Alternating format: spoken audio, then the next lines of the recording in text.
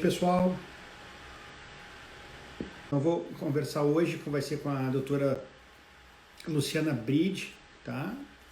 Uma psiquiatra, né? Formada pela PUC, especialista em psicoterapia psicanalítica, pela URGS. Doutora Luciana também na especialização em autismo pela inclusão eficiente, pela FIPEL. A doutora Luciana é mãe de 2 meninos e o mais novo diagnosticado com autismo em 2012. Então, uma especialista, vive a situação no seu dia a dia. E dentro disso escreveu um lindo livro chamado O Menino e o Sonho, o qual nós vamos conversar aqui também sobre ele. Então, vamos chamar a doutora Luciana aqui. Lubide! Oi, Rafa! Tudo bom? Tudo e contigo? Tudo jóia, que prazer te ter aqui, querida. Muito mesmo. Prazer meu. Muito feliz, obrigado por ter aceito estar aqui com a gente. Eu que te agradeço o convite, Rafa. Imagina. Bom, já me adiantei e fui te apresentando. Ah, bem bom. Então já estão sabendo. Tá? Ah, então tá bom. Bom, então nós vamos começar. Já disse que nós vamos conversar sobre o autismo, nós vamos conversar sobre a inclusão nesse momento, né, que a gente está passando. E, além disso, também a tua experiência pessoal, uma profissional com experiência pessoal, e sobre o lindo livro Menino do Sonho, né, que nós vamos conversar. E também sobre... mais do que isso, nós vamos conversar também sobre o Instituto Autismo e Vida. Eu acho que vai ser muito legal conversar sobre essas coisas. Então, Lu, tem muita gente que já ouviu falar do autismo superficialmente, né? Uhum. Alguns que são da nossa geração, o que lembram do autismo é o Rain Man. Isso. Né? Então, assim, seria muito legal tu dizer para nós, assim, explicar para nós o que é o autismo, né? Qual é como é que funciona isso? Desde o início, o diagnóstico, né, as repercussões, essas coisas todas. Então tá, Rafa, antes de entrar direto no assunto, só claro. Vou te agradecer o pessoal, né, que está entrando aí, nossos amigos, colegas, Sim. Meus colegas da pós, amigas de várias frentes aí, prestigiando a live, fico bem contente. Então, assim, vamos falar um pouco do assunto que realmente não é um assunto que todo mundo, como tu disse, conhece, assim, pelo estereótipo, né, dos filmes, né, do que aparece na novela e que normalmente não é tão fiel ao que acontece na vida real, né. Se a gente for falar um pouquinho até, já que tu usou o exemplo do Rain Man, né, eu lembrei agora de 2 séries que tratam de autismo e que tratam de uma forma até bem realista, assim, né, eu assisti toda o Atypical, né, que é bem legal e acho que retrata bem, assim, e outra que eu comecei a assistir, mas não assisti tudo ainda, é o The Good Doctor, que é um médico. Isso, e as duas são muito legais, né, já que falamos da arte, então. Sim.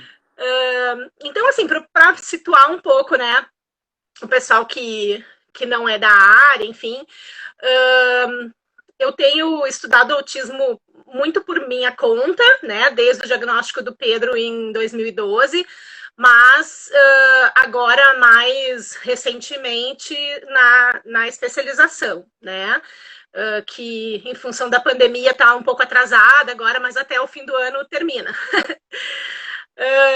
Então, assim, o autismo tem 2 coisas principais, assim, que acontece, né, que são os déficits no uso da linguagem para interagir socialmente e os interesses e os comportamentos estereotipados, tá? São 2, vamos dizer assim, são 2 pilares do diagnóstico.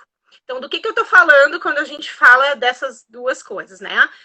Quando a gente fala em déficit de uso de linguagem, a gente pode estar falando tanto de uma criança que não fala ou de uma pessoa, né? Porque as pessoas que nascem com autismo seguem autistas ao longo da vida. A gente está muito acostumado a falar de criança pela importância do diagnóstico precoce, né? É um transtorno de neurodesenvolvimento, então aparece desde a infância, né?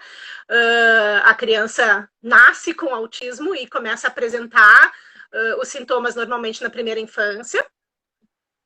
E então, assim, essa questão dos déficits de uso de linguagem pode ser desde uma criança que não fala nada, né? Pode ser uma criança que repita palavras que os outros dizem, que a gente chama de ecolalia, né? Pode ser crianças que façam um... Eu tô falando criança, mas tá? Guardem que é para todo, vale para qualquer faixa etária. Que façam o mínimo uso de linguagem, por exemplo, para pedir coisas com palavras curtas, com monossílabos ou com palavras simples, né? Normalmente só para solicitar, não necessariamente para bater papo, né?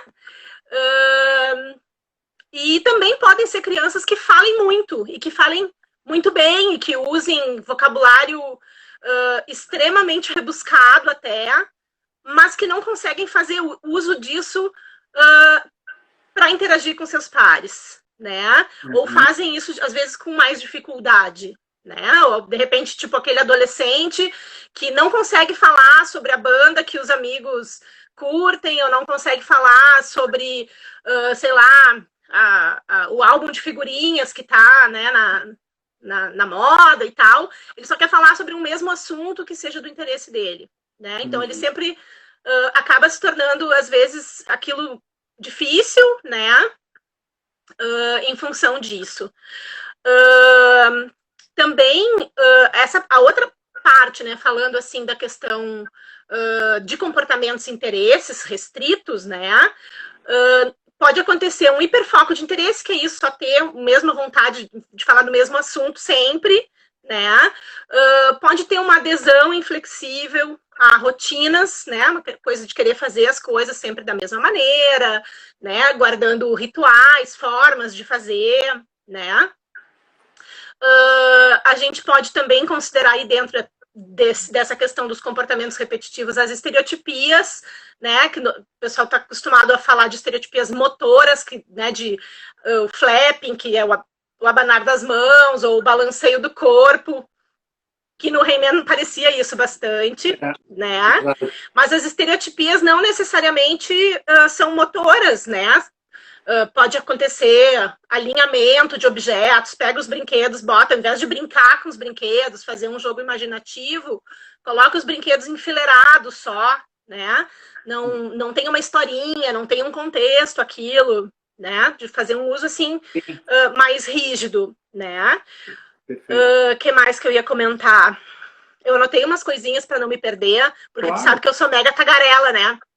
Se eu começo a falar, eu vou devagar, vou falar um horror de uma coisa, depois não vou falar do resto. Se eu tagarelar demais, tu me puxa as orelhas aí, Rafa. Deixa pra mim, eu tô aprendendo a ser...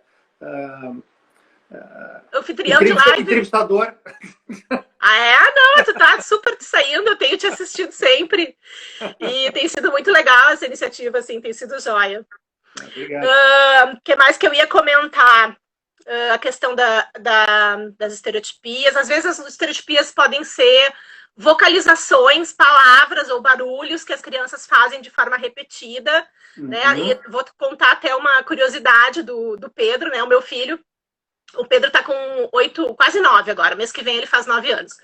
E o Pedro vem tendo, assim, um desenvolvimento surpreendente, né? Ele foi não verbal até 4 anos e pouco, mas ele só conseguiu usar a linguagem funcional depois dos 5, né, o que seria, em tese, um fator de mau prognóstico, né, se considera um mau prognóstico ou um prognóstico mais reservado, crianças que não foram verbais até os 5 anos ou que tenham associação com epilepsia, que é relativamente comum, né, mas o Pedrinho vem surpreendendo, assim, ele vem super bem. e se desenvolvendo de uma maneira muito legal. Mas agora, durante esse período que a gente está mais em casa e tal, eu tenho notado mais essa coisa das estereotipias, tanto motoras, de pular muito, assim, tipo, fica na frente do videogame, pula, pinga de suor, né? Pula muito. E uma estereotipia vocal, que é uma coisa que ele volta e meia tem, assim, uma palavra que ele elege como uma palavra para repetir. Né? A palavra da vez agora é panetone. Não me pergunta por quê. Né? Ele repete, às vezes você tá lá brincando e tal, e começa panetone, panetone. Né? É uma coisa assim, uma função específica, né? Uma palavra que ele repete. O que é panetone, Pedro? Eu gosto de panetone. É aquele com frutinhas. Não gosto, só de chocolate. Então... É interessante, mas tem localiza e organiza bem a ideia toda, né? Sim, isso é bem legal. Ele sabe explicar bastante, assim, sobre o que ele sente, sobre os sintomas. É bem curioso até como ele consegue verbalizar as coisas que acontecem com ele, sabe? Às vezes ele diz assim, o meu cérebro não se organiza. Ou ele diz... mesmo? Ele diz, são muitas coisas misturadas no meu cérebro. E... ele é uma figura, ele é uma graça. Esses dias, o meu filho mais velho gosta de ligar um sonzinho de água na hora de dormir, assim, ficar ouvindo um sonzinho de água caindo, né? E daí ele disse, mãe, eu não consigo. Eu disse, mas por quê? Porque te incomoda o barulhinho? Mistura com o ar-condicionado, o conflito dos sons, né? Essa é uma outra questão, assim, do processamento sensorial, né? Dos nossos sentidos, dos estímulos que entram pelos nossos sentidos. É uma coisa bem comum que nas pessoas com autismo, assim, a grandíssima maioria tem dificuldades em processar sensorialmente as coisas, né? Sensibilidade a mais ou a menos para barulho, para tato, para o paladar, para as texturas, né? E eu vou te perguntar essa coisa de estereotipado agora. Aí quando a gente vê os filmes, tá? Vamos dizer, as pessoas vão perguntar, mas você está perguntando se é médico? Sim, eu sou médico cardiologista, a gente não tem essa vivência. Claro! Nenhuma vivência disso, né? Então, assim, por exemplo, agora que falasse da coisa dos sons, a gente vê estereotipado em filmes, por exemplo, quando existe um grito, uma briga, um barulho, né? A coisa muito confusa de colocar as mãos nos ouvidos. Né? E mesmo uma função, isso é uma coisa real, é uma proteção que eles acabam assim tendo. Mesmo. Isso. Vamos tentar falar dessa questão do processamento sensorial de uma forma bem simples, assim, né? Todos nós temos aquela entrada pelos sentidos, né? Do que a gente vê, do que a gente escuta, da posição do nosso corpo, né? Porque a gente está acostumado a falar dos 5 sentidos, né? A visão, tato, audição e tal, mas a gente também tem o sistema proprioceptivo, a gente tem o sistema vestibular, que são sistemas sensoriais, né? E então, assim, é como se todos nós tivéssemos um determinado filtro para essas coisas todas que vão entrar e ser processadas no nosso cérebro, né? Quer dizer, eu tô falando contigo e eu tô abstraindo, que daqui a pouco fez um barulho aqui, ou a luz que tá brilhando aqui na frente. Isso eu até vou colaborar, essa parte específica, né? Porque eu não sei como é que funciona o autismo. Quando eu dei aula de fisiologia um bom tempo, em neurofisiologia, né? Então, a gente mantém a percepção praticamente de 0,5% de todos os estímulos sensoriais que nós temos nas 24 horas. E ainda bem, porque senão todos nós que estamos assistindo agora aqui estaríamos incomodados com o fato da roupa estar encostando no corpo, entendeu? Exatamente. E a cadeira nos empurrando para cima. Exato. Né? Ó, a Lid, minha colega da pós, está lembrando do sistema interoceptivo também, né? Que eu não citei, falei de alguns, mas não falei do sistema interoceptivo. Então, isso é bem assim, é como se no autismo isso estivesse desregulado. Entende? Isso que tu falou, que a roupa incomodar no corpo não é nada incomum, né? Tipo, meu filho